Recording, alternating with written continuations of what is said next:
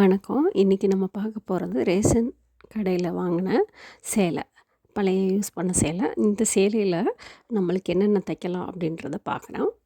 இப்போ காட்டுறது முந்தி பகுதியில் வந்து ஒரு 1.25 மீட்டரை மட்டும் நம்ம கட் பண்ணி எடுத்து அந்த கார்னரில் பாதியாக எவ்வளோ வருதுன்னு அளந்துக்கிட்டு 1.25 மீட்ரு மீதி வந்து நம்ம வந்து மெத்த உரை ஆல்ரெடி தைச்சி கடைசியாக முடிச்சிட்டேன். அதை வந்து நான் உரையை மட்டும் காட்டுறேன், நீங்கள் பாருங்கள். இப்போ காட்டுறது வந்து 27 இன்ச்சு வந்து இப்போ தலவாணி உரைக்கு சொல்லியிருந்தாங்க.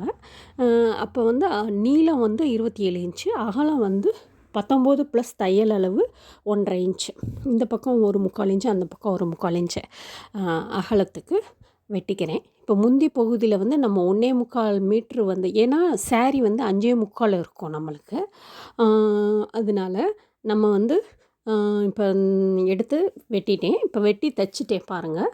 இது வந்து சின்னது ஒன்றும், முந்தி பகுதியில் வந்து பெருசு ஒன்று வந்திருக்கு தலவாணி உரை.